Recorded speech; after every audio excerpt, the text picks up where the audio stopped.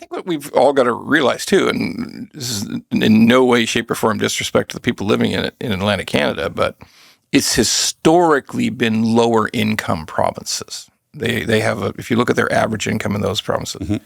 So how in the name of Jesus are you going to attain higher rents? Like we're gonna project rents that are 40% higher than what people were paying 3 years ago. I mean, yep. In a low income, let's say low income, but on a lower income than other Canadian provinces, how the fuck does massive rent increases work? Yeah, I don't get it. They don't. The pro formas were always crazy, and now these are going to complete. They're just not going to pencil. So just again, a quick synopsis.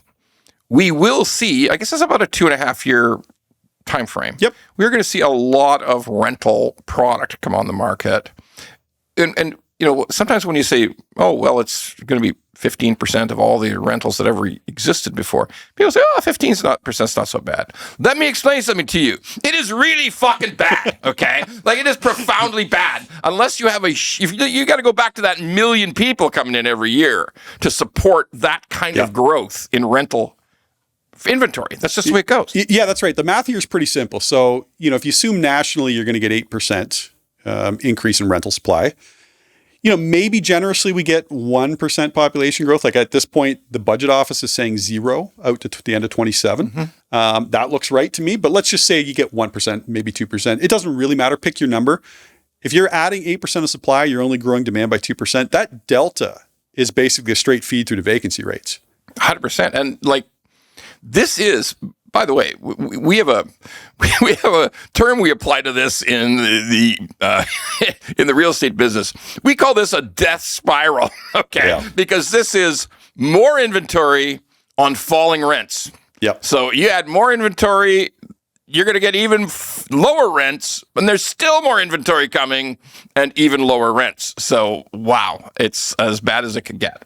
It's going to be a problem for a couple of years. Yeah. Now, the good news, and I've made this point before. Hey, by the way, you and I are in favor of lower rents. We're not suggesting that we're not. Yeah, okay. and actually the point that I would make is I think even if we hadn't had this enormous construction boom in rentals, we were probably hitting kind of the max in terms of what the economy could support with regards to rentals, because with rents, I should say, because if we look at rents paid as a share of total consumer spending, it's at an unprecedented level. Yeah.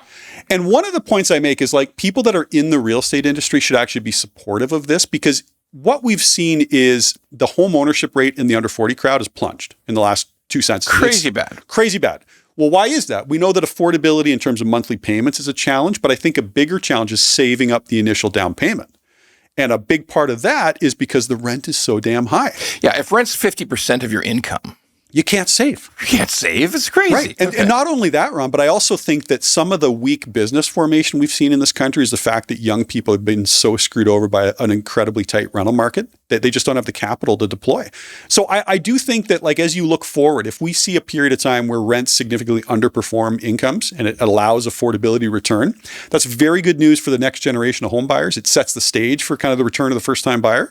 But it also is just good for longer term for business formation for young people. Young people have just been screwed for too long. You know that. There's absolutely lower rents is an absolute social good. Without a doubt. Period. Yep. I mean, it doesn't matter where it is, how it's done.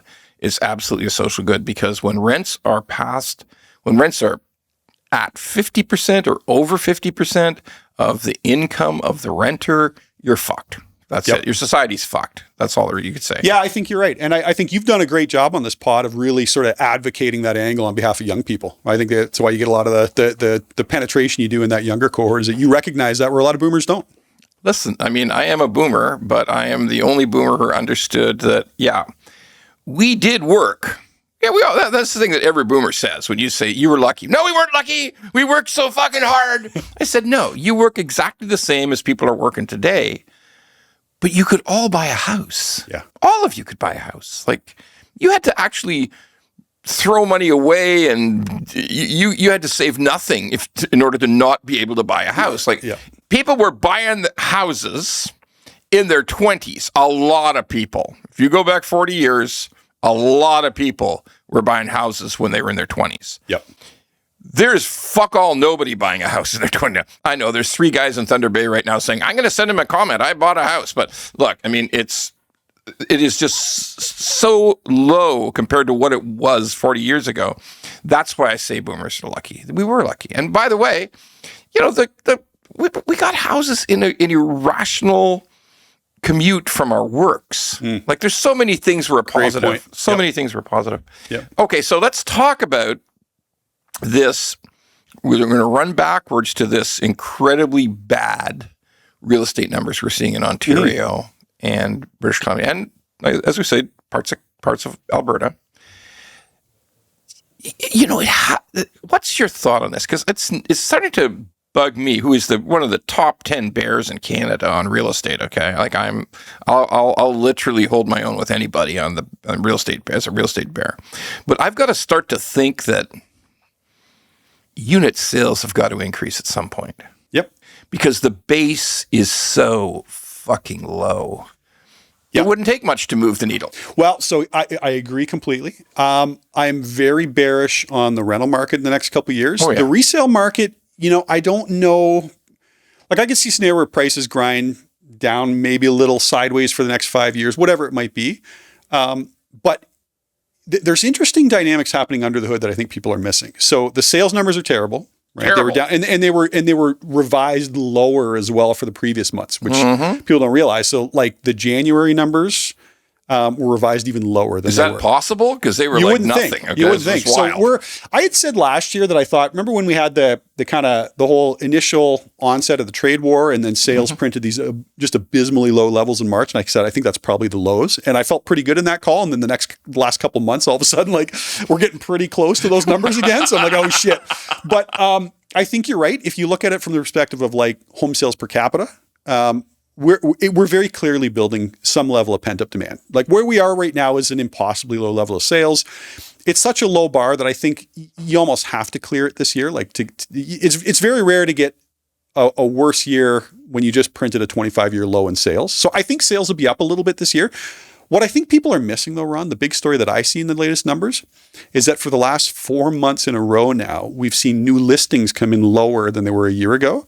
We haven't seen that in 2 years. Yeah. So to me, this is one of the things I've been flagging is when you look at the level of new single family homes under construction in Ontario, it's zero. Like it's almost zero. It's effectively zero. So when you think about what that means, right? When you get a lot of single family completions, it introduces a lot of resale supply because oftentimes people have to sell their existing home to move into the new one they bought. Sure. And so you get a lot of flow from that.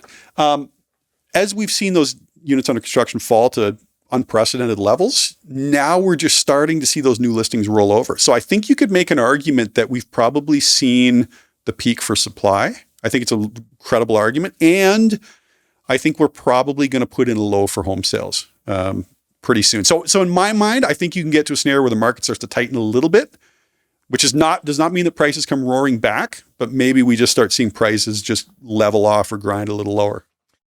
If you like the pod, well, don't just sit there. Go to YouTube, Apple, Spotify, and all the other ones and like the pod.